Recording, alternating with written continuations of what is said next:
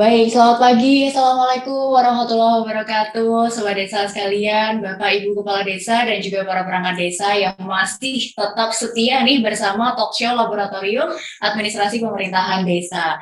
Baik, di pagi hari ini kita layaknya bisa mengucap puji syukur kehadirat Allah Subhanahu wa Ta'ala yang telah memberikan kita semua rahmat, hidayah serta berkahnya sehingga kita bisa berkumpul secara virtual di acara Talkshow Laboratorium Administrasi Pemerintahan Desa dengan sehat walafiat tanpa suatu halangan apapun. Salawat serta salam kita sanjungkan kepada Nabi besar, Nabi Agung, Nabi Muhammad SAW. Semoga kita merupakan umatnya yang diberikan syafaatnya di yaumul akhir nanti. Amin Allahumma amin.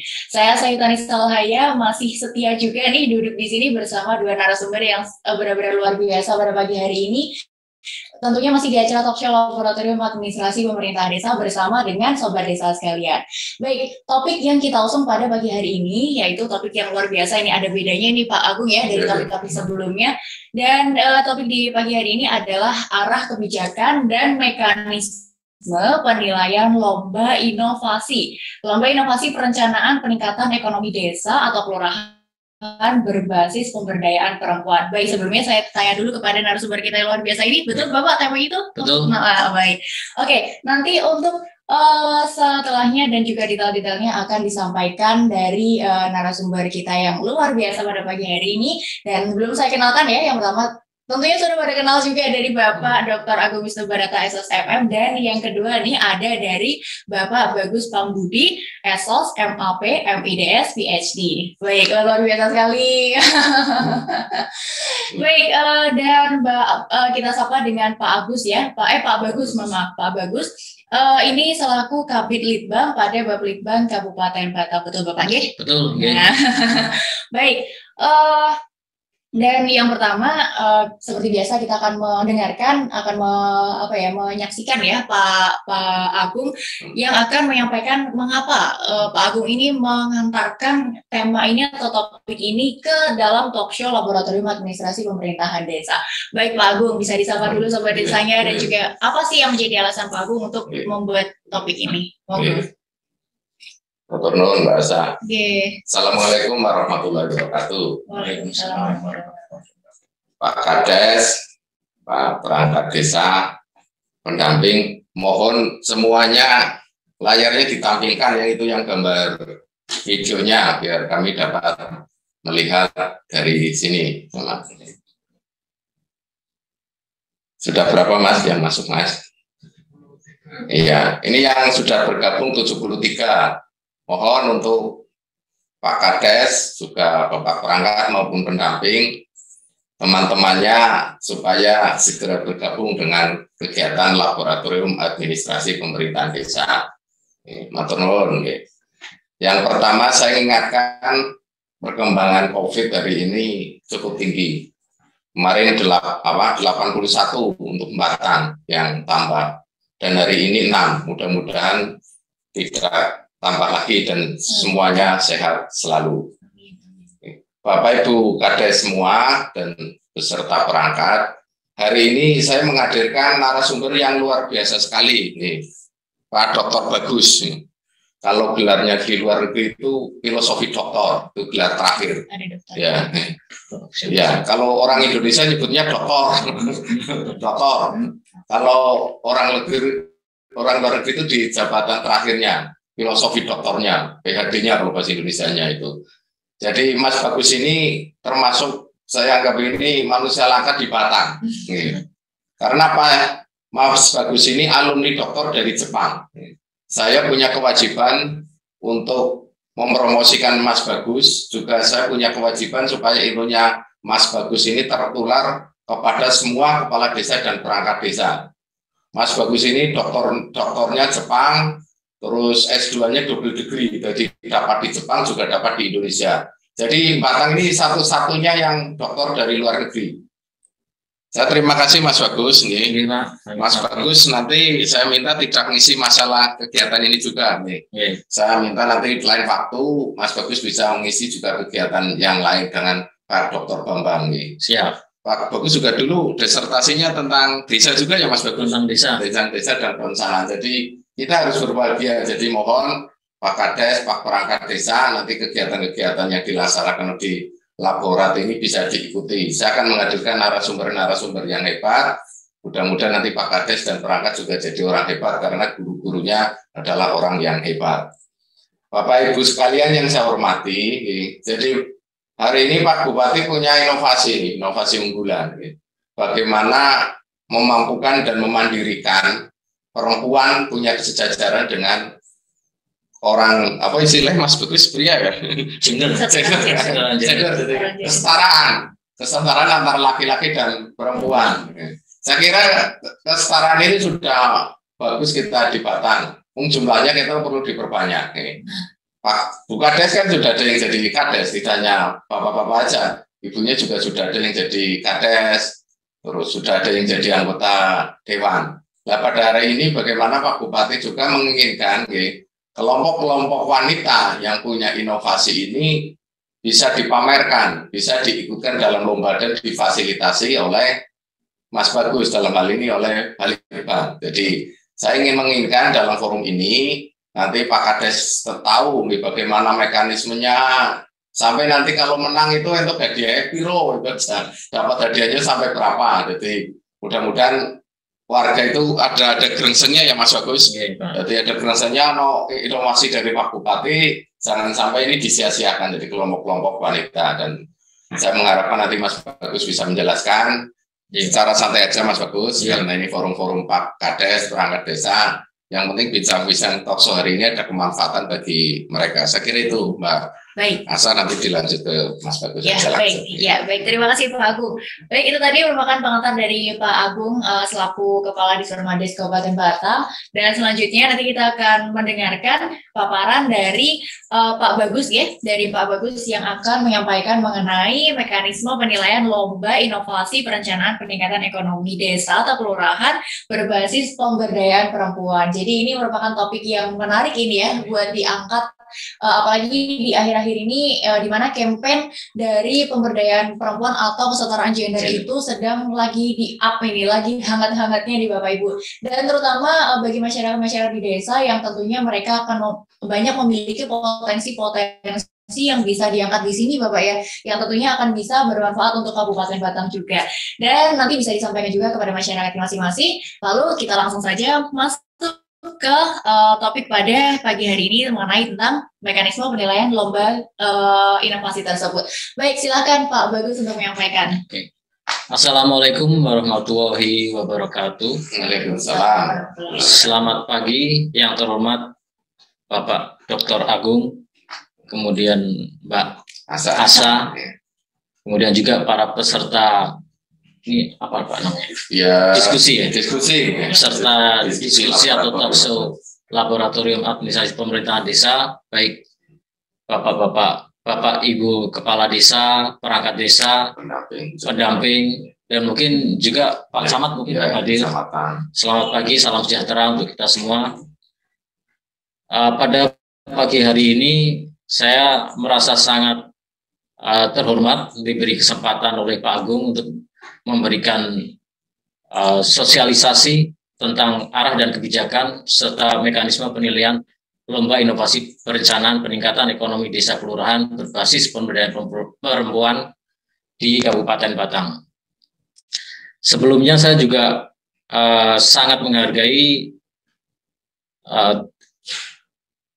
atas usaha Pak Agung menciptakan ide laboratorium administrasi pemerintahan desa yang ini adalah yang pertama di Indonesia Pak Agung. Ya.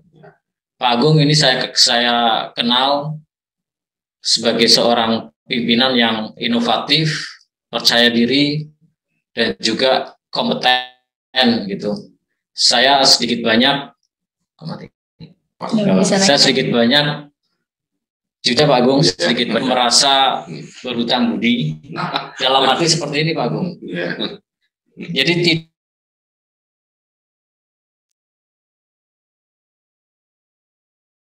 tidak demi seorang anak buah, tidak semua. Yang saya alami dulu itu bahkan untuk mengurus izin belajar, tugas belajar tersebut ada juga antara yang memberikan selamat, ada juga yang tanda kutip menghalangi semacam itu. Nah, alhamdulillah saya dipertemukan dengan Pak Agung. Ini Pak Agung itu semangat sekali terhadap anak buah yang memiliki prestasi akademik. Pak Agung begitu pula dengan Bapak Bupati, Bapak Dr. Wiyaji, sama dalam hal minat terhadap dunia akademis. Beliau itu adalah pimpinan yang sangat menghargai prestasi akademis dari anak buah, sehingga harus terus didorong agar supaya nanti memberikan kontribusi yang maju kepada pemerintah Kabupaten Batang. Amin. Ini saya izin buka ya. Ya, Jadi itu Pak Agung, saya sedikit cerita sebelum kita masuk ke materi nanti. Jadi awalnya saya pulang tahun 2019 setelah tinggal 3 tahun di Tokyo, di Jepang. Itu pulang itu dalam keadaan justru sebaliknya, bukannya percaya diri, malah minder. Minder bukan berarti minder saya menghadapi banyak orang, berbicara di depan umum, itu bukan. Minder dalam arti ada beberapa sebagian orang yang berkomentar, apa nanti ilmu saya itu akan dipakai di Batang semacam itu loh. Apa enggak lebih baik misalkan Mas Bagus atau Pak Bagus ini pindah ke pemerintah pusat atau ke pemerintah provinsi supaya ilmunya lebih terpakai. Dari situ mungkin maksudnya baik ya, dalam arti mungkin maksud baik itu nanti saya bisa berkontribusi dengan wilayah yang lebih luas. Namun dalam hati kecil saya ini kan lahir di Batang, dibesarkan di Batang, kemudian juga saya memperoleh beasiswa karena saya ASN Pemkab Batang. Saya rasa saya itu ada merasa bagaimana caranya membalas budi terhadap Batang yang telah diberikan kepada saya gitu. Kemudian juga ada rasa kenyamanan untuk tinggal di Batang, dan saya yakin bahwasanya Batang itu akan lebih maju. Nah, sedikit banyak ada komentar semacam itu ada keraguan ya. Kalau istilah minder mungkin sedikit negatif atau keraguan ya. Nah, keraguan itu timbul dalam kehidupan sehari-hari ketika berinteraksi baik dengan ASN yang lain maupun masyarakat sekitar. Itu saya seringkali menutup-nutupi Pak, menutup-nutupi gelar yang saya peroleh. Karena saya itu lucunya itu saya takut kalau orang tahu, kemudian juga ekspektasinya tinggi, kemudian juga malah itu komentarnya mendingan pindah dari Batang saja kayak gitu. Padahal saya pengen di sini gitu. Nah, hal-hal dorongan semangat awal pada hari pertama saya ketemu dengan beliau Pak Agung ini yang luar biasa. Jadi beliau ini langsung mengapresiasi saya, mendorong saya supaya maju dan berkontribusi di Batang. Itulah mengapa saya sekarang apa yang Pak Agung sampaikan di umum itu kan ada rasa percaya diri, itu yang saya tiru Pak, jujur saja Pak. Bagaimana seorang yang sudah berjuang dari sisi akademis itu keluar dari situ itu jangan minder atau jangan berpikiran yang macam-macam, tapi justru itu sebagai modal awal untuk kita lebih bersemangat, lebih berkompeten dan disiplin dalam melaksanakan tugas keseharian dan tugas kedinasan semacam itu. Itu awalan dari saya. Ya, baik. Kemudian yang tidak kalah penting, saya ingin memperkenalkan diri saya sendiri terlebih dahulu. Bukan apa-apa Pak. Saya seringkali ke kecamatan atau ke desa itu selalu ditanyakan, Mas, apalagi kalau tahu Pak nggih, saya dokter, itu selalu ditanyakan asli Batang no mboten. Kayak aku gitu ya Pak ya. Iya, begini, maksudnya seperti orang Batang itu kok ono sing iso sekolah dokter. Padahal orang Batang itu pintar-pintar macam itu. Dan itu dari 10 pertanyaan awal ketika monitoring ke desa atau kecamatan, itu pasti ditanyakan 8 dari 10 yang saya temui, pasti ditanyakan, Masnya asli mana gitu. Batang, saya sudah nyebut Batang pun masih ragu-ragu. Masa sih? Semacam itu. Jadi saya ingin memperkenalkan diri, bukan berarti saya jumawa atau apa, mohon maaf, tapi supaya nanti diskusi kita lebih mengalir. Jadi Bapak Ibu peserta Zoom juga tidak bertanya-tanya, jadi sopo sih Bagus itu gitu. Jadi tidak ada niat lain selain hanya untuk mengakrabkan diri dengan Bapak Ibu sekalian. Ayo Mas.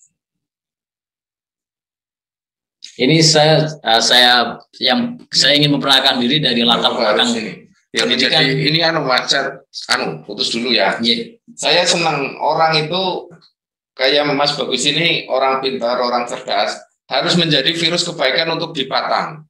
Kami menginginkan nanti ada Mas Bagus yang lain, bukan hanya Mas Bagus. Nanti suatu tahun, tiap tahun itu orang-orang Batang akan makin cerdas. Iya, kalau Batang punya 10 kayak Mas Bagus juga dah luar biasa. Karena sekolah sampai ke luar negeri itu sulit, seleksinya juga sulit. Monggo Mas Bagus, lebih detail Mas Bagus. Iya. Oke, saya dua aspek saja, satu latar belakang pendidikan dan juga pengalaman kerja. Yang pertama latar belakang pendidikan, saya lahir di Batang ya. 39 tahun yang lalu atau di tahun 1982. Kemudian saya lulus SD dari SD Pasekaran Batang, itu di Kecamatan Batang, lulus tahun 94. Saat itu kemudian otomatis biasanya kalau didorong oleh guru, apabila NEM-nya itu dirasa baik, itu daftar ke SMP 3 saat itu yang favorit gitu. Kemudian saya ke SMP 3 Batang, 3 tahun, lulus tahun 97. Di SMP 3 Batang saat itu secara alami itu banyak langsung pindah ke sekolah SMA 1 Batang, jadi semacam boyongan semua gitu. Nah, saya rasa saya perlu tantangan baru, dan kawan baru gitu. Kemudian saya ada kesempatan, kenapa tidak saya mencoba ke SMA 1 Pekalongan. Bukan berarti saya tidak loyal di Batang, tidak, tapi saat itu yang terbaik di Pantura dari jalur Kendal sampai Tegal itu SMA 1 Pekalongan. Itu yang saya dengar saat itu. Kemudian saya ke SMA 1 Pekalongan 3 tahun. Di masa itu, di masa SMA itu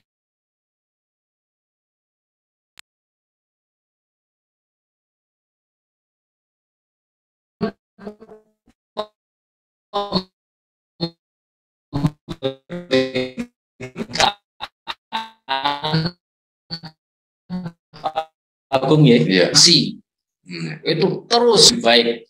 Saya juga membayangkan saat itu pilihannya macam-macam seperti sekolah di stan ya, yang itu. Tapi pikir saya kalau sekolah di stan nggak bisa demo. Jadi bagaimana caranya saya sekolah diajari demo yang benar, memperbaiki negara dari dalam, semacam itu. Akhirnya saya masuk ke FISIP. Mungkin Bapak Ibu pernah mendengar UNS. UNS itu bukan Universitas Negeri Solo, bukan, tapi Universitas 11 Maret Surakarta. Nah, saya mengambil administrasi negara karena memang betul bahwasanya saya yakin negara itu harus diperbaiki dari dalam. Yang paling paling kuat itu perbaikan dari dalam. Ternyata betul masuk ke situ itu ospek pertama saya itu malah diajari demo, Pak Agung. Jadi disuruh bikin flyer, spanduk segala macam itu. Itu menyenangkan sekali. Jadi ini pas seperti kemauan saya waktu SMA ini, demo ini. Nah, ibarat kata saya itu lahir dari rahim reformasi gitu. Jadi insya Allah saya akan terus bawa nilai-nilai reformasi yang mana mengedepankan bebas KKN semacam itu, kemudian juga perbaikan inovasi. Nah itu sampai sekarang insya Allah masih membekas di tempat saya. Kemudian melanjutkan, kemudian ada pendidikan berikutnya adalah setelah saya menjadi ASN. Jadi segala macam itu menurut saya karena sudah menjadi garis tangan ya. Tahun 2004 September saya lulus. Tahun 2005 Februari, atau berarti hanya berselang sekitar 5 bulan, itu saya jadi PNS di Kabupaten Batang. Jadi praktis saya menganggur itu kurang lebih 5 bulan, menganggur itu hanya untuk ujian PNS dan menunggu hasil pengumuman CPNS gitu. Kemudian setelah itu saya melanjutkan studi, memperoleh kesempatan beasiswa dari Badan Perencanaan Pembangunan Nasional atau Bappenas. Itu sekali lagi mengambil ke Fakultas Ilmu Administrasi, jurusan Administrasi Publik di Universitas Brawijaya Malang. Program tersebut seperti tadi yang disampaikan Pak Agung adalah program double degree atau gelarnya itu 2. Yang satu adalah MAP, Magister Administrasi Publik, yang satu adalah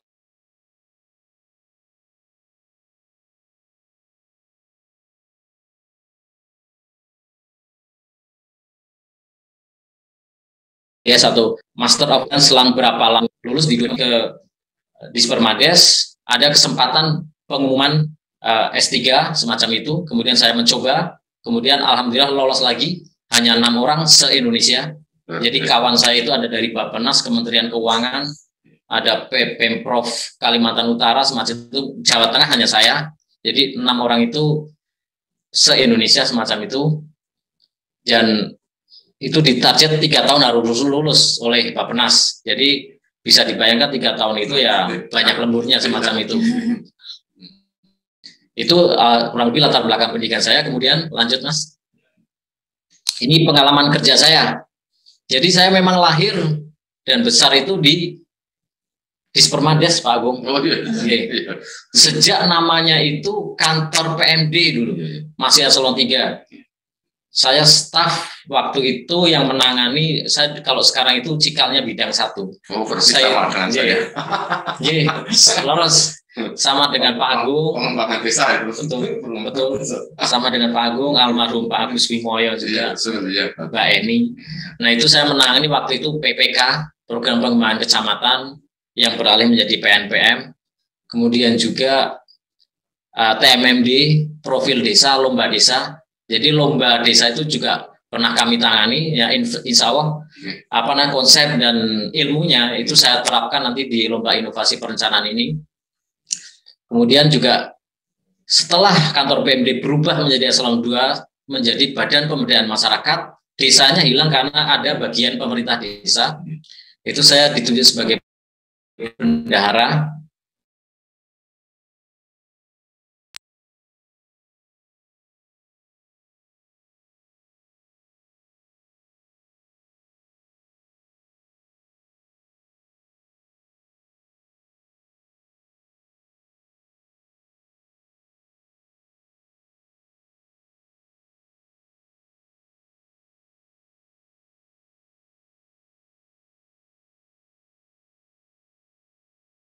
Desa kelurahan. Kasubag program kami jalani 3 tahun, kemudian ada kesempatan S3 sampai dengan 2019. Pulang, awalnya tetap ke Dispermades terlebih dahulu. Disitulah saya awal diskusi dengan Pak Agung, ya. Disitulah saya mulai ada rasa percaya diri, semangat bahwasanya ilmu saya yang saya peroleh itu bisa diimplementasikan di Batang semacam itu.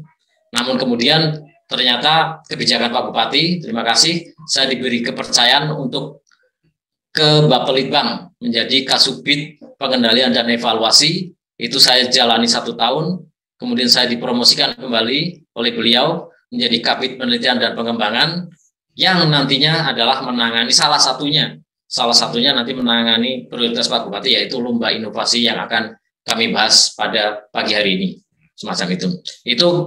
Itu perkenalan dari saya supaya lebih akrab saja, supaya tidak bertanya-tanya siapa dan di mana sebenarnya. Biar jadi contoh yang lain Pak Bagus. Saya senang. Nah ini contoh yang saya pelajari kalau kuliah di Jepang itu semacam apa. Jadi kuliah doktoral itu kita harus tahu alur sejarahnya sebelum mendefinisikan suatu program. Jadi sebagai contoh ini dana desa yang kita nikmati sekarang itu sebetulnya ada alur sejarahnya. Dulu namanya itu IDT pada era Pak Soeharto itu. Ada sumber dananya itu macam baik dari APBN, Bank Dunia, OECF itu dari Eropa maupun dari Jepang. Nah kemudian IDT itu berkembang, terpecah menjadi P3DT, P2D, itu berdasar yang P3DT itu di kawasan Jawa dan Bali. Kemudian di luar Jawa dan Bali itu namanya P2D.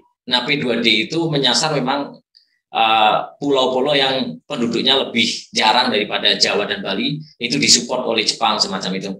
Nah kemudian digabung lagi kedua program tersebut di tahun 97 menjadi program pengembangan kecamatan, meskipun P2D masih ada, namun hanya ada di beberapa pulau yang tertentu seperti Maluku dan Sulawesi semacam itu.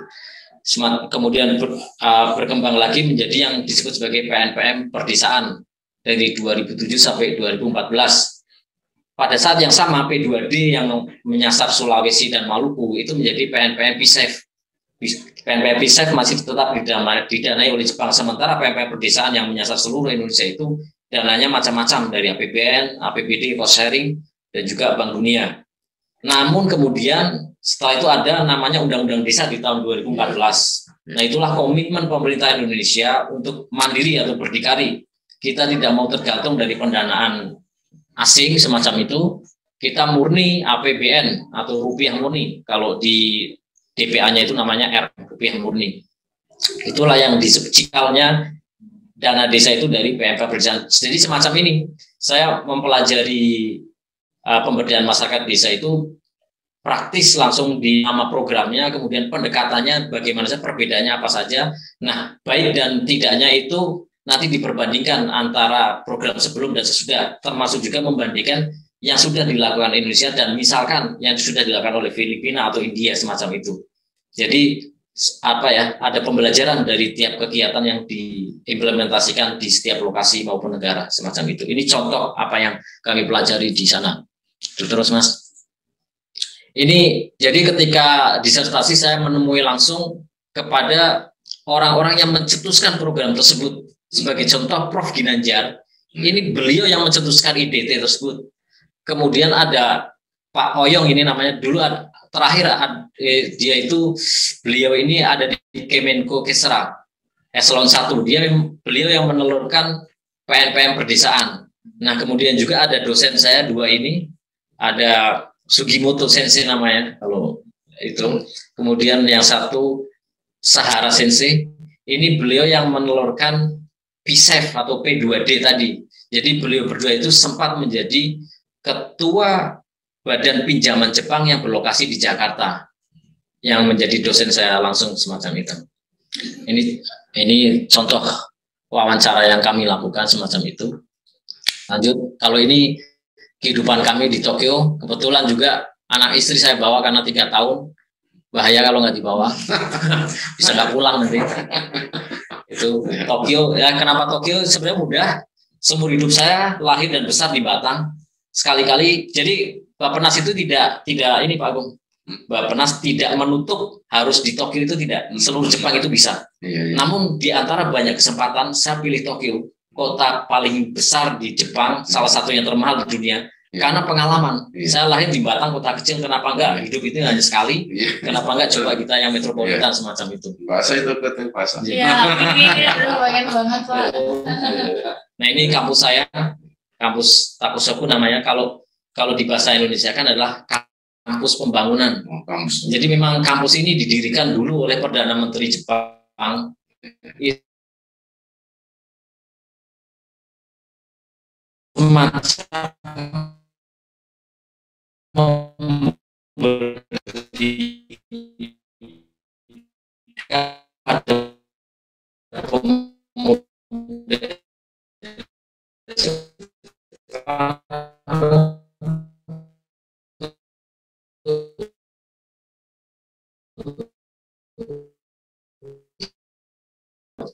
Memberikan seminar, kuliah gitu. Kayak Jepang ya. Ya, harus.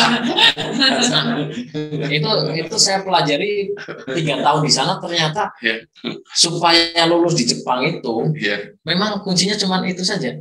Ya tapi itu saja, tapi agak menantang ya. Disiplin, waktu jelas, kalau itu jelas. Tidak boleh mahasiswa itu hadir telat gitu. Wah, itu bahaya. Kemudian jujur di sini semacam ini. Apabila dosen memberikan tugas A, meskipun tugas tersebut berat, itu harus dilaksanakan. Nah, ketika melaksanakan tugas A dan berat, itu lakukan sebaik mungkin, kemudian disampaikan kesulitannya apa. Nah, kesulitan-kesulitan yang dihadapi itulah bagian dari kejujuran. Jangan menghindari tugas yang dirasa berat semacam itu, tapi laksanakan. Kesulitannya apa, ceritakan semacam itu. Dan disiplin, jujur itu ya. Ya, konsisten juga. Jadi di sana itu tiap minggu harus ketemu dosen pembimbing untuk progres atau kemajuan penulisan disertasi. Itu harus konsisten. Hari ini nambah misalkan 1 lembar, minggu depan harus 2 lembar, semacam itu terus. Dan yang tidak kalah penting, tanda kutip itu nurut. Loyal gitu. Jadi sensei atau dosen di sana itu udah di bawahnya Nabi lah. Udah di bawahnya Nabi. Kita nggak bisa nolak, tidak bisa menentang. Misalkan disuruh baca jurnal 10 itu, nawar. Saya 8 saja Pak mampunya. Wah itu udah selesai itu, nggak akan lulus itu. Jadi iya Mas, iya, sampai kayak gitu Pak. Banyak, maksudnya banyaknya semacam ini. Iya. Beberapa orang Indonesia itu kan alumni S2-nya Pak ya. Iya. Alumni Eropa atau Amerika. Itu alumni Eropa Amerika itu lebih demokratis, sama dosennya itu seperti kawan. Iya. Jadi hasilnya itu diskusi, misalkan disuruh jurnal satu Pak, bagaimana kalau ini, bagaimana. Nah itu terbawa terus sampai ke Jepang. Itu beberapa teman nggak lulus betul Pak, pulang ke Indonesia nggak lulus karena itu. Jadi disiplin dan nurut semacam itu. Nah kalau ternyata kalau diterapkan di dunia pemerintahan juga pas juga semacam itu ya, disiplin juga konsisten. Ya nurutnya nurut undang-undang tentunya. Ya, lanjut Mas. Nah ini kita mulai masuk ke materi. Tadi saya sampaikan masalah arah kebijakan dan mekanisme penilaian.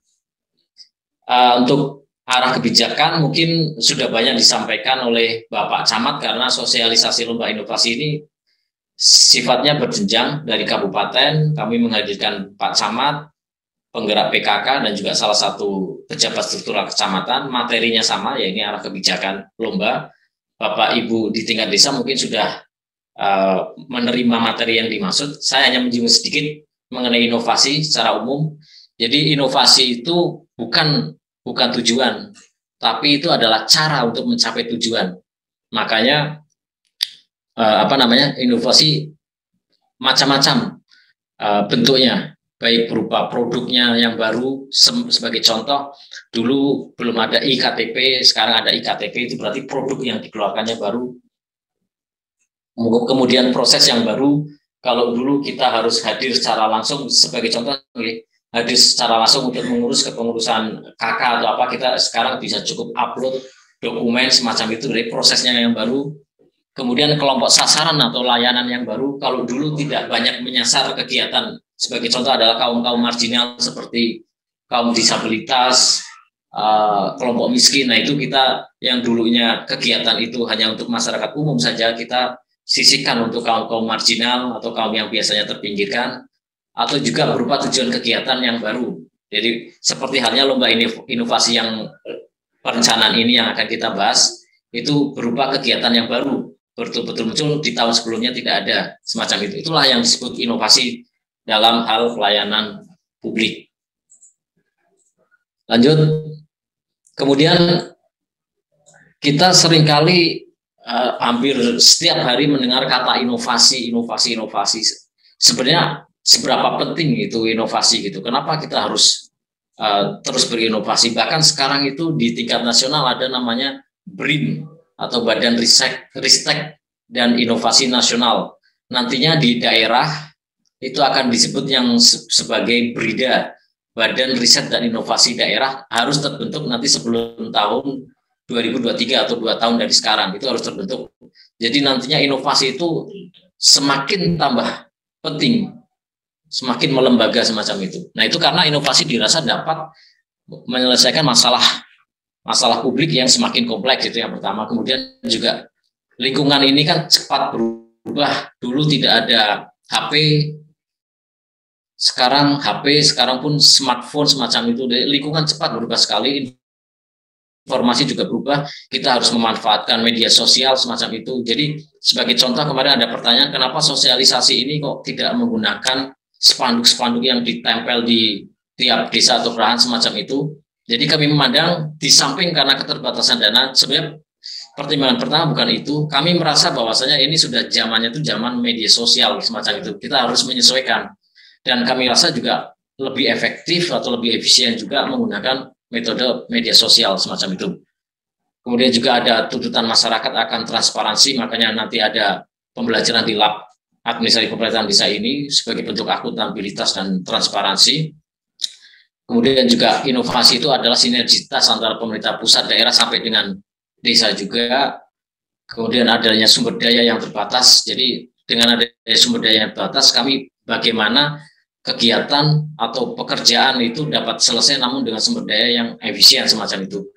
Kemudian yang terakhir adalah adanya partisipasi masyarakat yang cenderung meningkat. Jadi dengan adanya media sosial semacam itu, adanya komen di Facebook seperti Figura Batang atau apa itu bentuk partisipasi masyarakat. Nah, pemerintah itu harus menangkap itu. Jadi bagaimana kita berinovasi, menganggap bahwasanya komentar atau feedback dari masyarakat itu sebagai sebuah masukan dari kalangan masyarakat umum semacam itu. Terus ini sudah tadi kami utarakan, lanjut. Ini manfaat dari inovasi secara umum.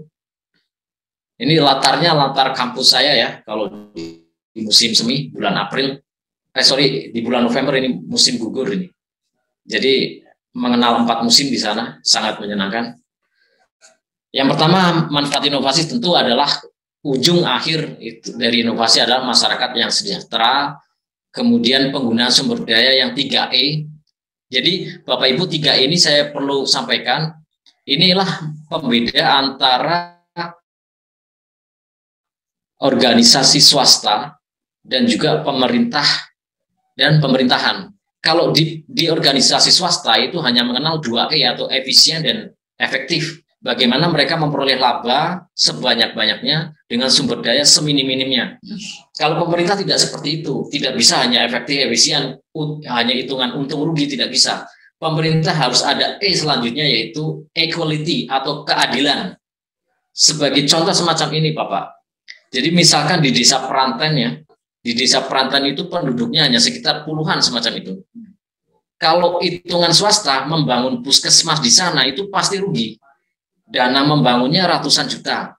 Dana untuk tunjangan dan gaji dokter maupun perawat itu tiap bulannya puluhan juta, kalau dihitung setahun bisa seratusan juta semacam itu.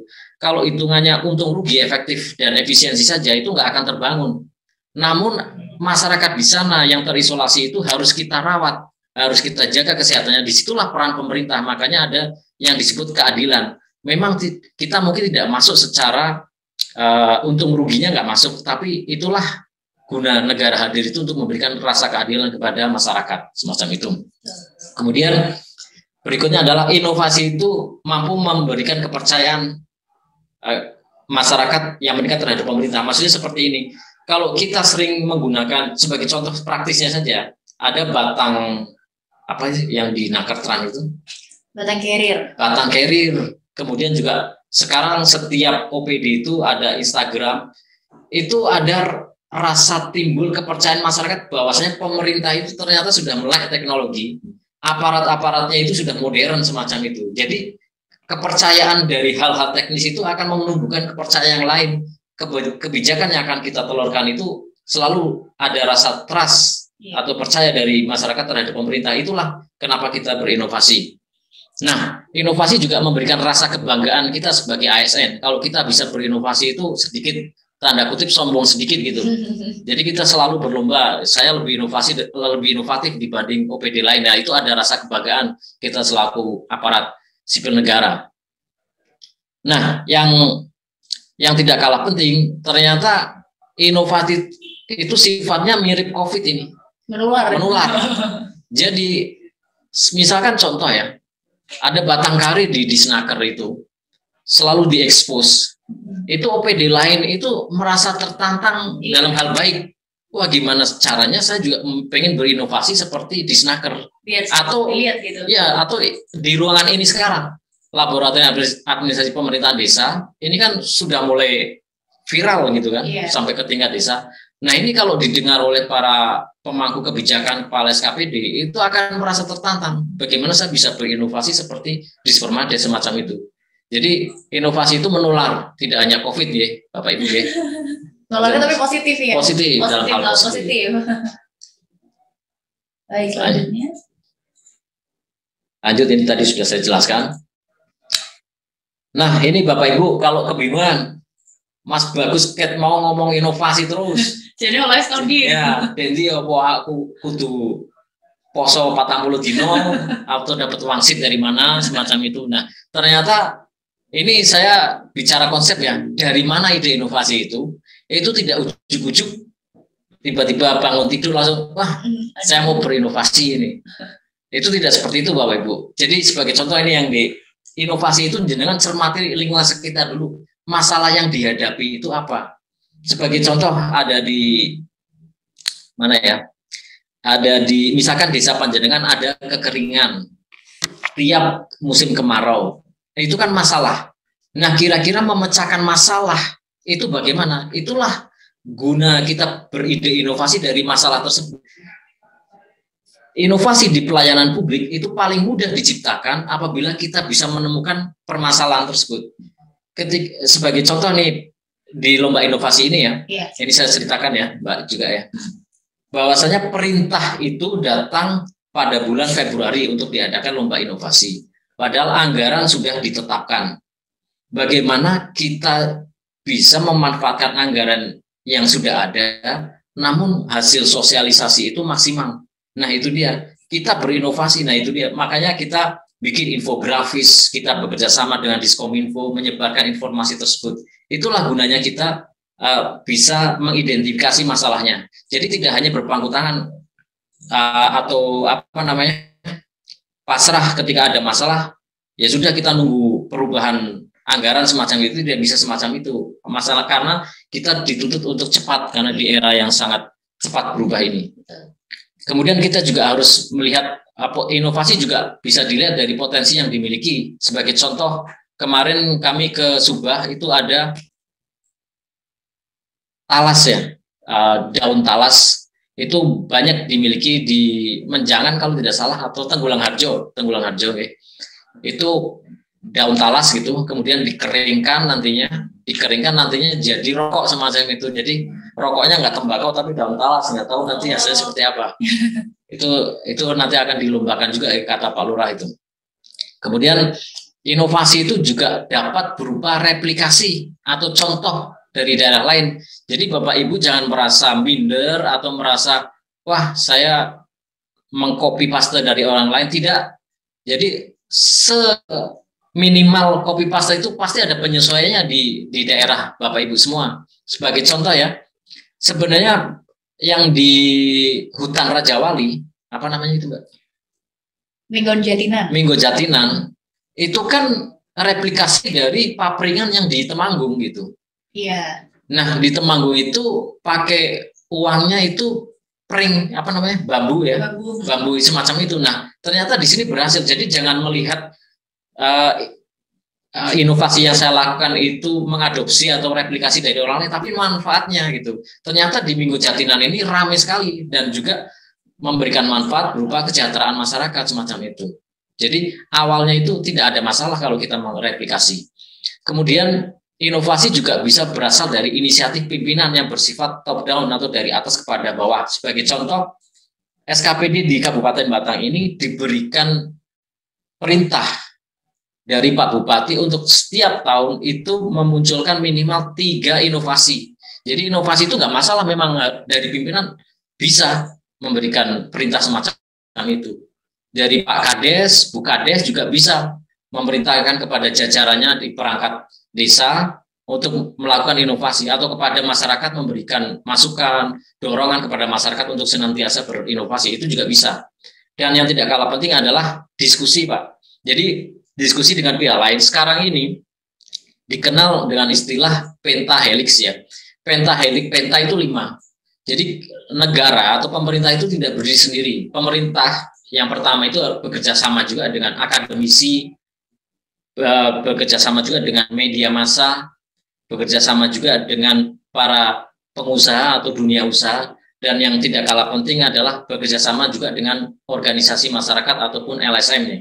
LSM meskipun konotasinya masih negatif, sebetulnya itu kalau di sisi tingkat nasional, LSM atau NGO non-government officer itu sebetulnya adalah lembaga-lembaga yang berisi orang-orang yang kompeten, yang bergerak di luar jalur pemerintahan. Sebenarnya bisa diajak berdiskusi. Namun memang di Batang ini masih kita sadari LSM belum terlalu, konotasinya belum terlalu baik ya.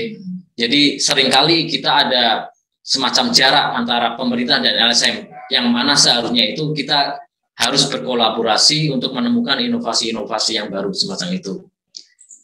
Lanjut. Ini sampai jam berapa, Pak? Sampai jam 10 lebih. Saya setengah 11 sudah sama tanya jawab. Oke. Lanjut, ini tadi sudah kami bahas. Nah, ini contoh. Ini tidak bisa diterapkan di Indonesia. Kenapa ini terjadi di Jepang?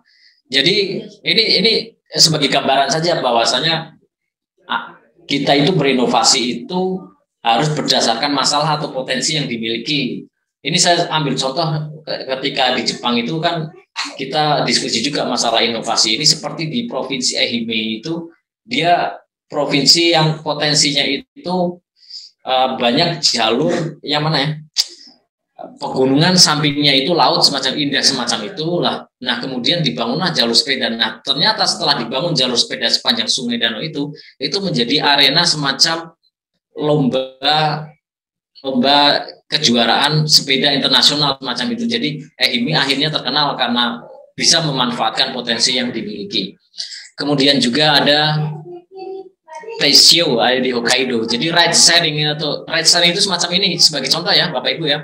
Misalkan kita tinggal di desa Peranten lagi nih, yang paling jauh ya, Peranten. Tidak semua orang Peranten itu punya mobil, kan? Yeah. Namun mereka sekali waktu pengen ke pasar di Pasar Bawang atau apa semacam itu. Nah, orang yang akan ke Bawang itu menginformasikan kepada kepala desanya, Pak, hari ini saya mau ke Bawang. Nah, kepala desa menginformasikan kepada masyarakat sekitar. Misalkan Pak Sujono mau ke Pasar Bawang, siapa yang mau ikut? Jadi ride sharing semacam itu, akhirnya masyarakat sekitar, misalkan mobil yang tadinya hanya berisi Pak Sujono, akhirnya diisi oleh 6 orang semacam ke bawah ke pasar. Nah, itu secara gratis semacam itu. Nah, akhirnya bolak-balik mereka menjual barangnya ke pasar, dari pasar mereka beli sesuatu dikembalikan ke Peranten semacam itu. Jadi Teishio ini sama, Teishio ini kota yang jauh juga dari dari metropolitannya. Makanya ada ide ride sharing semacam itu. Lanjut terus, kemudian sebagai contoh, nah ini ada juga Provinsi Ehime lagi itu ada menciptakan aplikasi Biro Jodoh. Ini kalau di Indonesia memang lucu, tapi perlu diingat ini terjadi di Jepang, Bapak Ibu. Di Jepang itu orang nggak mau menikah. Jadi kenapa Jepang itu negaranya itu populasinya menua atau sekarang itu tidak ada anak kecil, karena mereka nggak mau menikah, mereka lebih senang diri.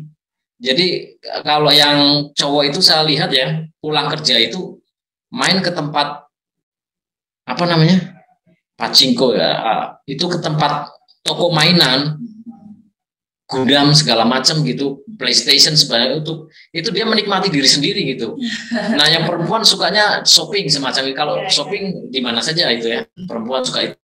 Nah, disitulah akhirnya pemerintah merasa ini kalau nggak ada jodoh, nggak ada bayi lahir, ini Provinsi Ehime bisa kekurangan penduduk semacam itu, maka diciptakan aplikasi Biro Jodoh. Nah, aplikasi Biro Jodoh itu nanti sudah ada spot-spot untuk titik ketemu kafenya di mana yang sudah terakreditasasi oleh pemerintah. Jadi kafenya juga untung karena makanannya terbeli. Iya. Diharapkan katakanlah dari 100 perjodohan hasilnya ada katakanlah 50%-nya atau 50 orang berpasangan, nanti hasilnya akan menjadi anak itu, keturunan. Disitulah masalahnya adalah tadi, masalahnya populasinya kurang, gimana mau nambah populasi. Nah itu, jadi itu bagaimana kita menciptakan inovasi dari sebuah masalah. Itu sebagai contoh. Ya, lanjut Mas. Ini lanjut saja, kita langsung ke arah kebijakan lomba inovasi, kita langsung masuk ke pokok. Terus, nah ini latar belakangnya tadi perlu kami sampaikan bahwasanya lomba inovasi itu awalnya adalah ada yang kami sebut sebagai evaluasi kinerja RPJMD atau Rencana Pembangunan Jangka Menengah Daerah. Di RPJMD itu ada 24 indikator utama. Salah 2 dari 24 itu adalah indikator pembangunan gender dan indikator pemberdayaan gender. Kalau Bapak Ibu melihat yang garis hijau dua-duanya itu adalah target di RPJMD. Namun karena pandemi itu target tersebut tidak dapat dicapai atau garis merah. Yang mana garis merah itu menunjukkan kesenjangan antara target yang ingin dicapai dan juga kinerjanya. Kami Bapelitbang menyodorkan data pencapaian indikator kinerja tersebut kepada beliau Pak Bupati. Kemudian dari beliau Pak Bupati langsung itu memerintahkan kepada kami untuk mengkonsep sebuah lomba yang mengutamakan perempuan dalam rangka kesetaraan gender, memberikan bantuan yang nantinya bantuan tersebut juga akan berimplikasi tidak hanya ke kesetaraan gender, namun juga ke pertumbuhan ekonomi, penurunan angka kemiskinan, dan juga penurunan tingkat pengangguran terbuka semacam itu. Jadi nilai hadiah lomba itu langsung disebut oleh beliau, yakni 300, 200, dan 100. Akhirnya kami konsep berbuah adalah lomba inovasi yang akan kami bahas pada pagi hari ini. Terus Mas. Ini tadi maksud dan tujuannya, Bapak Ibu bisa membaca. Tadi sudah saya sampaikan juga, untuk memberikan penghargaan atau apresiasi kepada masyarakat desa, baik itu kelompok masyarakat, organisasi masyarakat, BUMDes, maupun lembaga kemasyarakatan desa yang lainnya. Kemudian juga bagaimana mampu menghasilkan inovasi dan kreasi yang bermanfaat untuk peningkatan kesejahteraan masyarakat. Lanjut. Ini tahapan lomba. Tahapan lomba seperti kami sampaikan tadi, ide awal adalah di bulan Februari. Di bulan Februari kami langsung bergerak menyiapkan panduan lomba inovasi, itu berupa perbuk maupun kerangka acuan kerja, dan juga ada juknis, itu sudah kami susun. Pada awalnya, ide awalnya itu memang Februari itu langsung kita launching. Kemudian Maret langsung pendaftaran, namun kami mempertimbangkan kembali, lebih baik kita kuatkan dulu dari aspek regulasinya. Jadi kami membutuhkan waktu antara Februari sampai Juni untuk menuntaskan peraturannya. Baru tanggal 14 Juni itu kami sosialisasikan kepada Bapak Ibu Camat dan juga tim penggerak PKK Kecamatan dan juga pejabat struktural kecamatan, kami undang ke Bapelitbang. Harapannya nanti sosialisasi secara berjenjang, secara struktural dari kabupaten ke kecamatan, kecamatan ke desa. Kami juga banyak memanfaatkan media online. Kami bekerja sama dengan Diskominfo, kami buat infografis, kami pasang di Instagram, kami pasang di Facebook, dan juga kami undang media-media online seperti Radar Pekalongan, kemudian Ayo Batang, Ayo Semarang, apalagi itu Info Publik. Nah, semacam itu. Harapannya penetrasi informasi itu bisa sampai ke masyarakat di tingkat paling bawah, semacam itu. Nah, penilaian lomba nanti di tingkat kecamatan adalah mulai September. Jadi Juni sampai Agustus ini adalah pendaftaran dan juga sosialisasi, nanti diolah verifikasi itu di tingkat kecamatan. Dari tingkat kecamatan muncul 6, namanya bukan pemenang ya, 6 nominator. 6 nominator itu dikirim ke tingkat kabupaten. Di tingkat kabupaten itu akan mengolah 90 nominator dari 15 kecamatan. Nanti akan diperes lagi menjadi paling banyak adalah 3 pemenang di tiap kecamatan. Jadi sekali lagi kami tekankan paling banyak 3. Tidak menutup kemungkinan kalau dirasa nilainya itu tidak memenuhi passing grade atau batas bawah, pemenangnya hanya 1. Atau pemenangnya hanya 2. Yang paling baik tentu pemenangnya adalah 3, tapi itu paling banyak. Jadi kami sekali lagi menggarisbawahi tidak menyatakan bahwasanya ada 3 pemenang, hanya paling banyak 3 pemenang. Bisa jadi hanya 1, begitu Bapak Ibu nggih, kami ulangi lagi nggih. Kemudian pengumuman nanti di bulan Desember tanggal 15 kalau tidak ada perubahan jadwal definitif. Setelah itu tahun 2022 itu sebelum pemberian hadiah itu para pemenang itu akan dikumpulkan, diberikan pendampingan, fasilitasi bagaimana menyusun misalkan rencana kerja yang baik, bagaimana menyusun RAB yang benar, semacam itu pembekalan untuk memastikan bahwasanya para pemenang lomba itu mampu menjalankan kegiatan sesuai dengan proposal yang diajukan, semacam itu. Ada pembekalan dan pendampingan. Nah, terakhir Bapak Ibu, bahwasanya Dispermades dan SKPD terkait nanti akan dilibatkan setelah pemberian hadiah. Jadi ketika pemberian hadiah nanti ada Monef pasca lomba itu akan kami libatkan SKPD yang terkait sebagai contoh, apabila yang menang itu di sektor pariwisata, nanti akan kami gandeng di Sepak-Pora. Kalau yang menang di sektor perikanan dan kelautan, kami akan libatkan di Sulutkanak, semacam itu. Jadi pelibatan SKPD di luar Bapelitbang itu nanti kami lakukan setelah pemberian hadiah atau ketika akan ada pembekalan dan pendampingan. Terus ini peserta, untuk Bapak Ibu ketahui, pesertanya adalah kelompok masyarakat. Jadi tidak usah berbadan hukum atau tidak berbadan hukum, semuanya boleh mengikuti. Organisasi masyarakat, BUMDes, lembaga kemasyarakatan desa seperti PKK, RT, RW, Karang Taruna, Posyandu, dan lain sebagainya, sangat luas. Hanya ada catatan bahwasanya minimal anggota dari organisasi yang mengajukan proposal adalah 10 orang minimal. Dan dari 10 orang itu, karena ini lomba berbasis gender, minimal 3 orang di antara 10 itu minimal ya, itu adalah perempuan. Kalau ingin memperoleh nilai maksimal, tentu semua anggota dan ketuanya adalah perempuan, itu nilai maksimal. Jadi nanti sudah kami rangkai sedemikian rupa bahwasanya apabila anggota dan ketuanya itu perempuan, nilainya akan lebih tinggi dibanding kelompok masyarakat yang misalkan anggotanya hanya 3 di antara 10 itu yang perempuan, semacam itu. Jadi semuanya boleh ikut, hanya aja akan berdampak pada nilai maksimal yang diperoleh.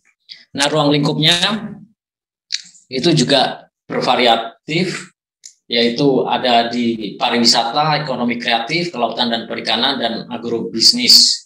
Itu ini pesan dari Pak Bupati kepada kami juga ya, waktu itu diskusi ada menyebutkan bahwasanya memang ekonomi kreatif itu sangat luas, namun kalau bisa sih ini jangan sedapat mungkin bukan industri makanan ya. Kalau maksudnya semacam olahan keripik atau apa, karena di situ aspek inovasinya kurang dapat dilihat. Jadi itu ya, dari ruang lingkup kami tambahi. Karena ekonomi kreatif pun juga ada jabarannya juga. Ada jabarannya. 17 sektor itu ya. Ya. Jadi tidak terlalu sempit selalu ke industri makanan. Kuliner aja. Ya. Kuliner aja. Ini sudah kami bagi tim. Ada tim pelaksana itu meliputi dari Bapak Bupati, kemudian Bu Sekda, kemudian Bapak Asisten, Pak Kepala Bapelitbang. Kemudian ada juga tim penilai. Ini tim penilai itu semuanya non pegawai. Ini semuanya adalah profesional. Ada praktisi 2 orang, ada akademisi 2 orang, termasuk akademisi dari Jakarta juga ada. Kemudian ada jurnalis dan juga ada ibu tim penggerak PKK, ya ini Bu Uni Kuslantasi Bihaji.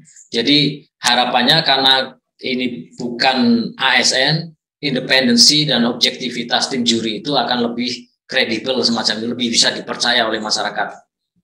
Nah, kami di sini itu adalah sebagai ketua sekretariat. Kami yang menyiapkan bahan-bahannya, saya sendiri Kapitulitbang ini sebagai ketua sekretariatnya, menyiapkan bahan-bahan aturannya, kemudian juga apabila ada masukan dari tim juri kami catat, kami olah, kemudian menjadi juknis semacam itu. Jadi kami lebih ke kesekretariatan penyiapan jalannya lomba semacam itu. Keputusan tetap ada di tim pelaksana dan tim juri, sehingga nanti apabila ada diskusi belum dapat kami jawab sepenuhnya, nanti akan kami sampaikan kepada tim pelaksana atau tim penilai dan juri. Terus ini aspek penilaiannya ada 6. Yang pertama adalah inovasi. Inovasinya kira-kira apa? Kemudian karena ini lomba perencanaan, maka kami juga akan menilai kesesuaian antara proposal yang diajukan dengan RKP desa dengan RKPD kabupaten. Jadi kesesuaian, misalkan di kabupaten itu kan kita sedang pemulihan ekonomi, peningkatan derajat kesehatan, dan juga satu lagi adalah indeks pembangunan manusia ya. Iya. Peningkatan SDM semacam itu. Nah, kalau dirasa proposal itu sesuai dengan salah satu tema pemulihan ekonomi, peningkatan SDM dan juga peningkatan derajat kesehatan, maka itu nilainya akan lebih tinggi kalau ada kesesuaian semacam itu. Kemudian juga ada efektivitas, efisiensi, dampaknya yang ditimbulkan, Kemudian juga kami akan mencoba menilai keberlanjutan pasca lombanya. Jadi tidak hanya berhenti sampai lomba, tapi setelah lomba itu bagaimana kegiatan dijalankan akan kami nilai semacam itu. Nanti juga ada presentasi dari masing-masing nominator ke tingkat kabupaten untuk menilai sejauh mana kemampuan organisasi ini mampu mengelola kegiatan sampai dengan pasca lomba semacam itu. Ini alurnya sudah kami sampaikan tadi, bahwasanya pendaftaran dan pengajuan proposal itu lewat kecamatan. Kemudian setelah itu dinilai di tingkat kecamatan, muncul 6 nominator maksimal yang lolos passing grade atau batas bawah, kemudian masuk ke tingkat kabupaten semacam itu. Lanjut. Ini pemberian hadiah, kami sampaikan bahwasanya istilah 1, 2, 3 tidak ada, yang ada adalah predikat emas, perak, dan perunggu. Dan paling banyak di tiap kecamatan adalah 3.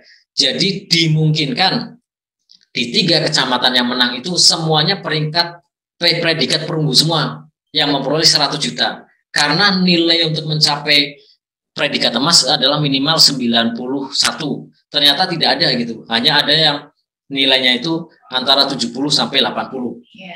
Artinya di kecamatan tersebut hanya ada predikat perunggu untuk 3 kelompok. Artinya yang kami cairkan hadiah lombanya itu hanya 300 juta, meskipun ketersediaan anggarannya untuk kecamatan tersebut adalah 600 juta. Nah, penilaian tersebut kami sangat bergantung kepada tim juri nantinya. Jadi sekali lagi kami informasikan, tidak ada urutan di tiap kecamatan yang pasti bahwasanya tiap kecamatan itu pasti ada predikat emas 1, perak 1, perunggu 1, tidak. Yang ada adalah paling banyak 3 dengan predikat masing-masing, tergantung nilainya.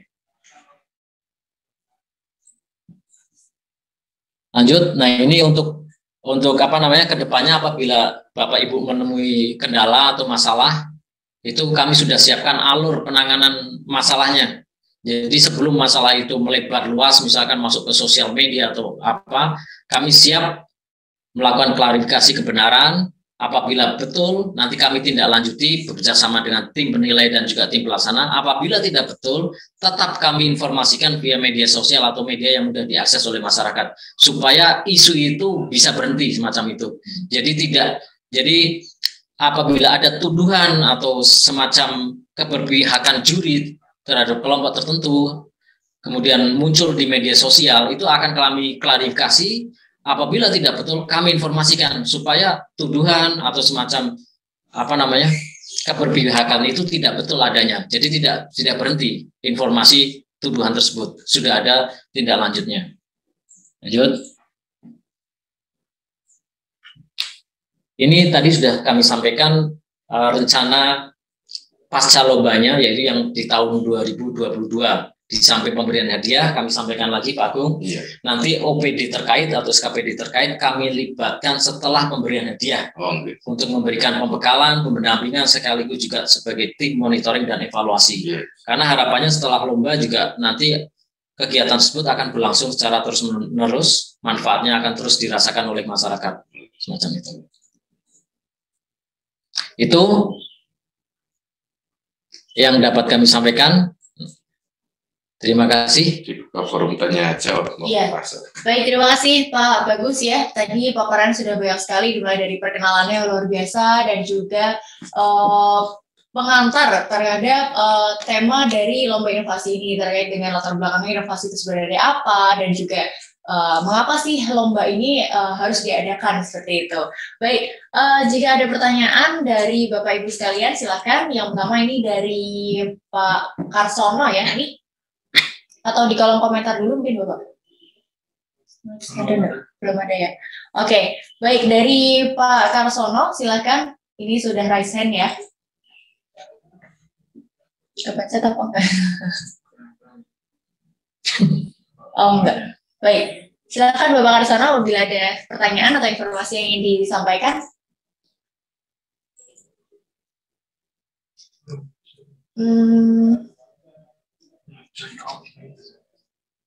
Mohon maaf Pak Arsono, bisa klik join audio dulu Bapak ya, di sebelah kiri bawah biasanya.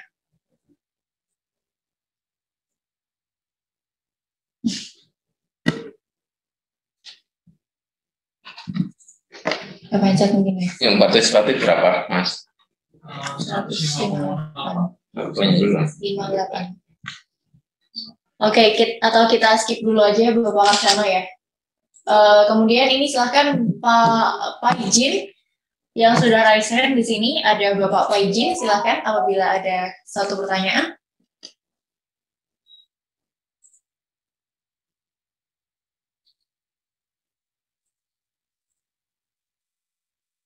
Nah, respons ya. Ya. Baik, kita skip dulu aja buat pertanyaan dari Pak Ijin ya. Ini ada pertanyaan dari Bapak Radi Subroto. Oke, sebelumnya kami informasikan bagi Bapak Ibu bisa untuk rename ya, rename dari display name dari Zoom masing-masing untuk melihatkan dari desa mana dan juga dari informannya di sini ya, dari nama yang akan diwakilkan di sebelah sini. Baik, silakan sebelumnya ini untuk yang pertama karena belum rename ya, baik saya bacakan dulu dari Bapak Radi Subroto. Lomba inovasi perencanaan untuk meningkatkan ekonomi desa berbasis pemberdayaan perempuan sinergi ketika di pelaksanaan dana desa tahun 2018-2019 ADPID atau program inovasi desa didanai dari World Bank. Di situ juga berangkat dari masalah dan potensi dan outputnya ada replikasi dan komitmen desa masalah potensi dan outputnya ada replikasi dan komitmen desa masuk ke perencanaan tahun berikutnya Bapak. Nah, hal ini juga sinergi dengan SDGs yang kelima, yaitu berkaitan dengan gender ya. Semoga keberpihakan Pemkab Batang terhadap desa lebih meningkat, terutama kaitannya dengan wisata desa baik akses maupun lainnya, seperti itu. Jadi lebih kemasukan Bapak ya. Baik, ada yang mau ditanggapi Bapak? Sedikit saja. Terima kasih ke Pak Radius Broto, cermat sekali bahwasanya memang betul nanti lomba inovasi ini kaitannya memang dengan SDGs juga, dengan kesetaraan gender, dan juga harapannya nanti tentu tidak tadi sudah kami sampaikan ke peningkatan pertumbuhan ekonomi, pengurangan tingkat pengangguran terbuka, dan juga pengurangan tingkat kemiskinan semacam itu. Terima kasih Bapak. Baik, terima kasih Pak Radius Broto ya atas masukannya.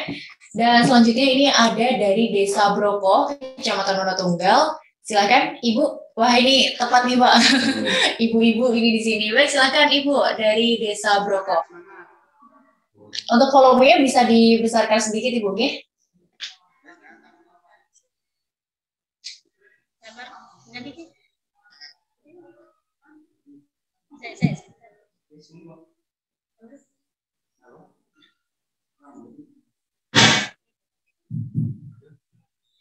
Bapak mau tanya, ini dari PKK Desa Broko Pak. Inovasi kreatif itu bisa dari sampah atau cuma makanan saja atau yang lainnya? Kurang jelas. Mohon maaf Ibu, mohon maaf bisa diulangi sekali lagi karena suaranya agak menggema ini, memantul. Pelan aja. Ya, pelan-pelan aja nggak apa-apa. Untuk kegiatan ekonomi kreatif itu bisa berupa dari pengolahan limbah, makanan atau yang lainnya lagi kalau diperselesaikan. Oh, baik, pertanyaannya saya ulangi pertanyaannya Ibu nanti apabila ada periksa ya. Jadi untuk di bagian ekonomi kreatif Bapak, apakah bisa melibatkan pengolahan limbah makanan dan juga limbah lainnya Ibu ya? Seperti itu. Ya. Makanan ataupun tadi yang satunya pengolahan limbah tadi tergantung outputnya Bapak ya? Ini saja Pak. Pertanyaannya Ibu ya? Iya. Oke, terima kasih Ibu atas pertanyaannya. Tadi kebetulan tadi pagi kami diskusi dengan salah satu tim juri. Memang kami mendengar di Wonotunggal secara umum itu nanti akan mengajukan berkaitan dengan pengolahan makanan semacam itu. Jadi sudah kami tanyakan ke tim juri, jawabannya seperti ini, bahwasanya secara umum memang betul industri pengolahan makanan itu masuk ke ekonomi kreatif. Namun harusnya tidak berhenti sampai di situ, diberikan tambahan inovasi-inovasi lainnya. Semacam misalkan makanan tersebut dijual di lokasi pariwisata atau pemasaran makanan tersebut menggunakan sosial media atau semacam apa. Jadi monggo digali lagi, betul di industri pengolahan makanan ada juga tadi disampaikan keripik dari bongkol pisang atau apa semacam itu ya. Itu betul kreatif, itu semua inovasi, namun monggo ditambahkan lagi unsur inovasi yang lainnya semacam itu. Jadi supaya nilainya lebih optimal semacam itu, Ibu. Ya. Baik Ibu, apakah terjawab pertanyaan dari Ibu? Untuk kami yang dari desa punya inovasi sendiri. Ibu mohon maaf Ibu, volumenya bisa dibesarkan lagi.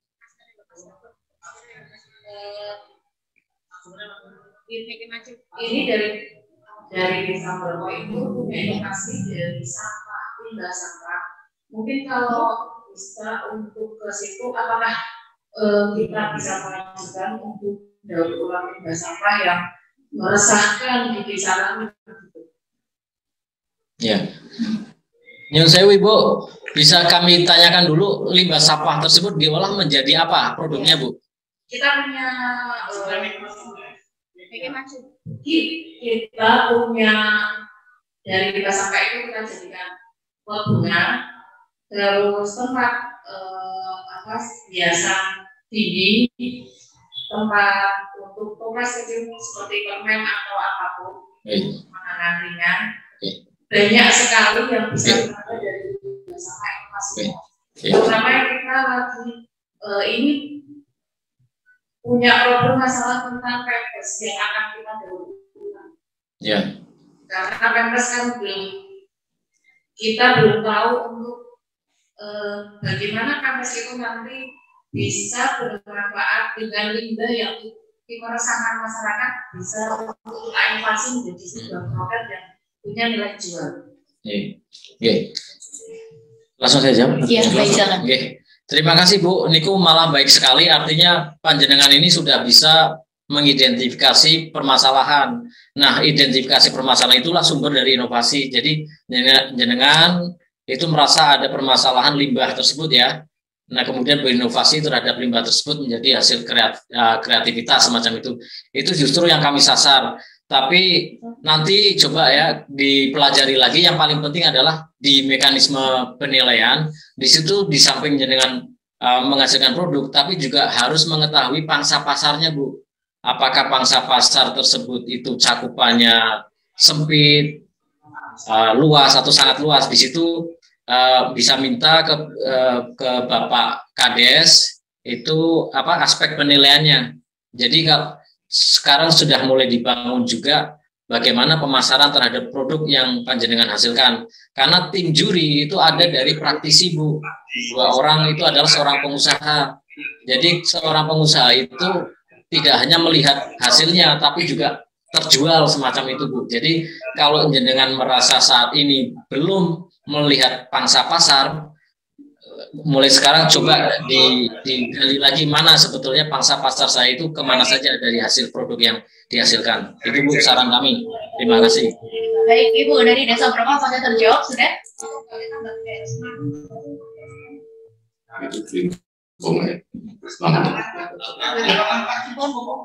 Sudah?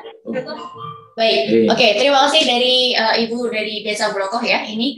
Dan kemudian ini sebelum kita masuk ke Desa Limpung, ini ada satu pertanyaan atau pernyataan, ini saya juga masih bingung bahwa dari Pemdes Brayo ini kalau dari kecamatan dari 6 skor tertinggi 81 atau perak, ketika hasil penjurian kabupaten tetap hanya predikat perak dari Tovan Brayo. Ini sebenarnya saya masih bingung ini pertanyaan atau pernyataan. Baik, sembari nanti setelah ini kita akan beralih ke pertanyaan dari Desa Limpung. Sembari itu dari Desa Brayo tadi ya, Mas ya, dari Desa Brayo bisa menjelaskan kembali di kolom komentar terkait itu pertanyaan atau pernyataan seperti apa, bisa dijelaskan kembali. Iya, baik, nanti bisa diperjelas kembali. Dan kita langsung beralih dulu ke Desa Limpung ini. Dari Desa Limpung sudah raise hand, silahkan Bapak bisa di-unmute dulu.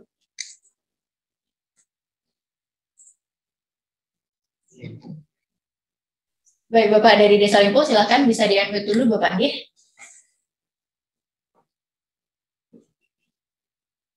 Bisa di-unmute dulu, di-X di-unmute tuh, Mas. Yang mutenya itu tulisan mute, ditekan. Yang mikrofon merah. Ya, gambar mikrofon merah. Ya, baik, silakan, Pak. Ya, oke. Terima kasih. Assalamualaikum warahmatullahi wabarakatuh. Waalaikumsalam. Selamat siang Pak Agung, selamat siang Pak Bagus dan semuanya. Kami dari Desa Limpung, nama Sri Dodo. Kami dari Desa Limpung rencana ingin membuat taman desa yang nanti di dalamnya itu ada kios-kios ataupun penjual-penjual di sekelilingnya.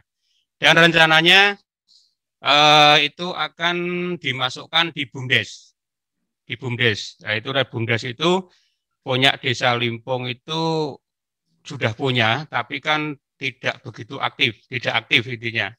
Apakah nantinya BUMDes itu bisa diperbaharui atau membuat BUMDes yang baru atau bagaimana? Masalahnya gini, BUMDes itu sejak tahun 2016 sampai sekarang itu tidak aktif.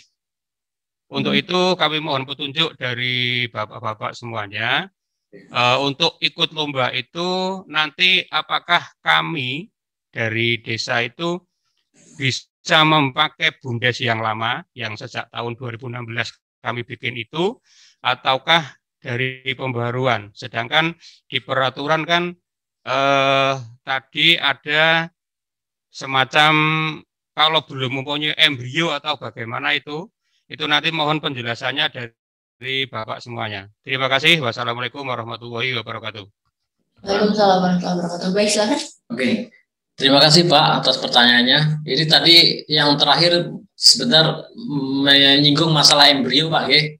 Saya jelaskan yang masalah embrio tersebut karena ini banyak pertanyaan juga ini tentang embrio. Jadi Pak atau Ibu, embrio itu suatu kelebihan tapi bukan satu syarat. Jadi karena ini lomba inovasi perencanaan itu masih berupa konsep tanpa belum ada embrio bisa diajukan. Namun dinilai itu yang paling optimal memang sudah ada embrionya. Karena kami memandang kalau sudah ada embrio, kemudian pengurusnya itu lebih mantap, maka keberlangsungan pasca lombanya akan lebih baik semacam itu dibanding yang hanya berupa konsep itu yang masalah embrio. Kemudian yang BUMDes boleh mengikuti syaratnya itu Pak, jumlah minimal peserta itu adalah 10 orang dengan 3 anggota minimal adalah perempuan. Dengan syarat seperti itu yang dimungkinkan dalam keikutsertaan BUMDes adalah BUMDes membentuk unit usaha baru Pak, karena BUMDes itu hanya satu di desa, tidak ada BUMDes itu beberapa, hanya satu. Namun unit usahanya itu bisa beberapa. Ya, jenengan bisa membentuk unit usaha baru, misalkan kelompoknya di unit usaha tersebut perempuan semua. Dari situ diajukan atas nama BUMDes yang ikut serta. Namun nanti hasilnya kami serahkan kepada BUMDes, namun pengelolaan oleh unit usaha yang telah dibentuk oleh BUMDes tersebut Pak. Begitu Pak masukan dari kami. Ya, terima kasih Bapak. Baik. Terima kasih sekali. Ya, baik, terima kasih dari Bapak di Desa Limpung ya. Dan selanjutnya kita beralih ke kolom komentar dulu, yaitu dari ini ada dari pemerintah Desa Wonotunggal atau Wonokerto, Wonotunggal. Baik, untuk lomba inovasi berarti ada seleksi tingkat kecamatan kah? Baik, silakan Bapak. Ya, terima kasih. Di kecamatan jelas ada, kan tahapannya juga ada. Tim penilai tingkat kecamatan juga sudah kami bentuk dengan SK Bupati.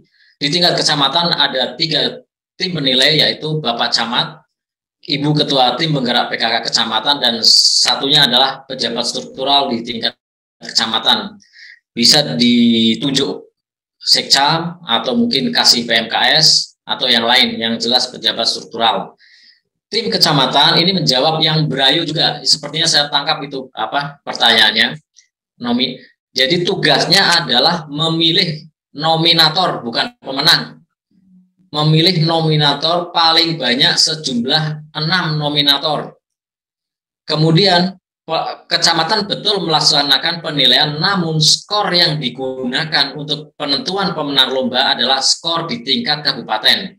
Jadi di kecamatan itu teknisnya adalah melakukan penilaian, kemudian dituangkan dalam berita acara penetapan nominator, namun tidak disertai nilai masing-masing nominator. Hanya saja 6 nominator tersebut telah melampaui batas bawah atau passing grade 70. Jadi nanti disebutkan nominator tersebut telah melampaui nilai 70, yaitu 6 misalkan ya.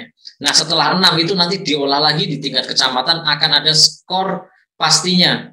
Misalkan si A nanti skornya 90, si B 91, si C misalkan 87. Namun di kecamatan tidak menunjukkan skor tersebut. Hanya menunjukkan ke-6 nominator tersebut telah lolos passing grade semacam itu, Bapak, Ibu. Baik, terima kasih. Dari pemerintah Desa Wonotegal sudah terjawab ya. Jadi ini nanti akan ada seleksi tingkat kecamatan yang sifatnya adalah penentuan nominator tadi atau finalis, Bapak ya? Iya, finalis. Ya? Belum. Baik, oke. Selanjutnya dari Bapak Eri Miarto dari desa mana ini Pak? Bisa disebutkan dulu, silakan. Ya, terima kasih. Assalamualaikum warahmatullahi wabarakatuh. Saya dari desa Cokro, Blado, Bapak Ibu semuanya. Yang ingin saya tanyakan, apakah nantinya ketika penilaian ini ada tindak lanjut atau terjun langsung ke lapangan survei dari Dewan Juri? Kemudian apakah setelah itu ada pelatihan atau bimbingan-bimbingan tersendiri bagi yang masuk nominasi? Itu saja yang saya tanyakan. Terima kasih. Assalamualaikum warahmatullahi wabarakatuh. Waalaikumsalam warahmatullahi wabarakatuh. Baik, terima kasih Pak Eri. Silakan Pak Bagus. Oke, terima kasih Pak. Siapa tadi? Pak Eri. Pak Eri. Oke, Pak Eri nanti ada semat yang disebut sebagai verifikasi lapangan oleh tim penilai tingkat kabupaten, dan kunjungan lapangan atau verifikasi lapangan tersebut tidak terjadwal, artinya sewaktu-waktu dilaksanakan untuk mengetahui realita di lapangannya. Apabila kami jadwalkan, nanti tentu ada penyambutan dan juga pengkondisian yang mana untuk meyakinkan tim juri bahwasanya kegiatan akan berlangsung dengan baik. Nah, tim juri sudah memberi pesan kepada kami, nanti verifikasi lapangan dilaksanakan secara tidak terjadwal untuk mengetahui kondisi senyatanya di lapangan. Itu yang pertama. Yang kedua, pertanyaannya satu dua. Itu saja pertanyaan. Oh, pembekalan. Iya, apakah nanti ada tindak lanjut? Betul. Pembekalan itu setelah ada pemenang lomba. Jadi kami tetapkan pemenang lomba di Desember 2021. Setelah itu diberi pembekalan di tahun 2022 sebelum hadiah atau insentif lomba itu cair. Kami memberikan pembekalan untuk bagaimana menyusun rencana kerja, bagaimana menyusun RAP, bagaimana kepengurusan tugas dan fungsi masing-masing anggota semacam apa. Itu nanti kami akan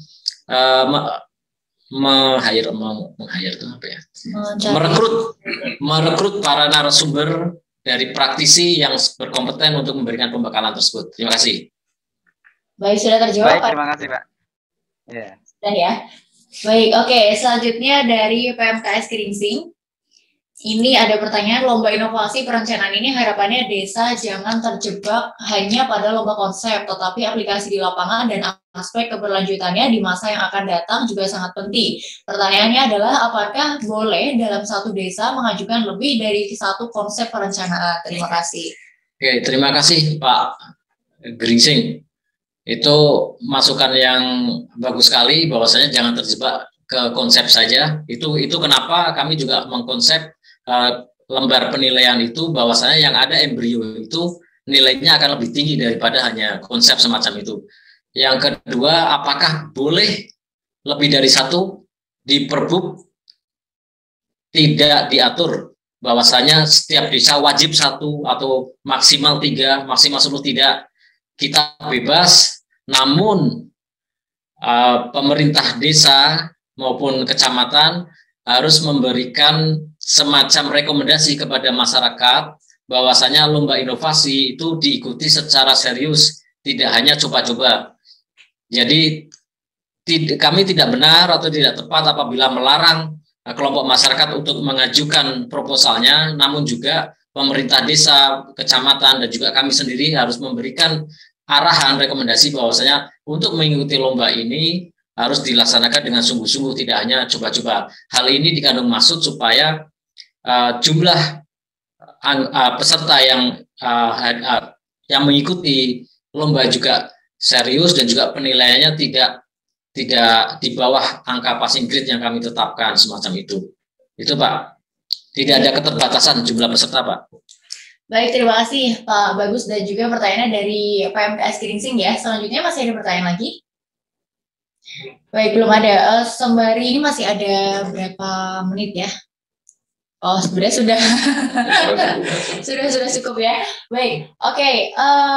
Terima kasih bagi Bapak Ibu sekalian, dan juga nantinya apabila ada pertanyaan bisa disebutkan Bapak untuk hotline atau kontak personnya sudah bisa disebutkan atau bagaimana? Boleh. Pak? Atau mungkin kita bisa melihat infonya di mana atau di coba Bapak Ibu bisa diketahui di Instagram Bapak Litbang.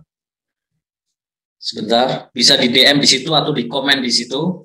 Sudah pasti fast respon Bapak ya, admin. Fast respon. Kadang kendalanya seperti itu, saya ini lomba tapi slow respons gitu. Bapak Ibu bisa follow, kemudian juga nanti komen ataupun DM di @bapelitbang_Kap_Batang. Bapelitbang_Kap_Batang. Kami insya Allah fast respon. Ya. Nah, berikut sudah di-share oleh admin dari talk show ini. Jadi untuk segala informasi atau database dari apapun yang ada di lomba inovasi ini bisa dilihat di Instagram bapelitbang_Kap_Batang. Mungkin beberapa informasi sudah disebarluaskan juga, di sounding, di blasting melalui beberapa sosial media media partner yang sudah ditentukan ya Pak ya. Tapi untuk sumber dari informasi-informasi tersebut bisa dilihat di Instagram bapelitbang_Kap_Batang. Nanti di DM aja kalau misalkan selalu langsung dibabat nanti. Baik, oke. Terima kasih Bapak Ibu dari Kepala Desa, pendamping desa, dan juga perangkat desa sekalian. Itu tadi merupakan paparan ulasan mengenai lomba atau arahan kebijakan dan mekanisme penilaian lomba inovasi perencanaan peningkatan ekonomi desa atau kelurahan berbasis pemberdayaan perempuan. Nah, barangkali bagi Bapak Ibu sekalian ini sudah bisa menjadi informasi yang sangat bermanfaat dan bisa lebih disebarluaskan lagi kepada masyarakat yang memiliki potensi besar ini.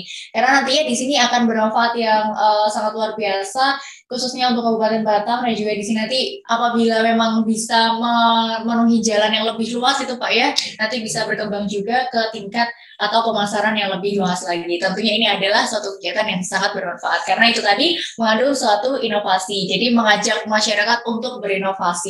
Dan juga apalagi di masa-masa seperti ini Pak ya, jadi konsep ATM itu sangat dibutuhkan, yaitu amati, tiru, modifikasi. Itu tadi yang sempat dibahas juga oleh Pak Bagus tadi. Jangan sampai kita takut untuk berinovasi, jangan takut untuk mencontek Bapak ya, plagiasi itu jangan takut, kecuali untuk plagiasi yang buruk Bapak ya. Tapi untuk seperti ini jangan takut untuk menyontek, karena di situ nanti kita akan berpikir setelah mencontek kita harus apalagi nih supaya contekan kita lebih bagus dari yang dicontekin, seperti itu. Betul ya.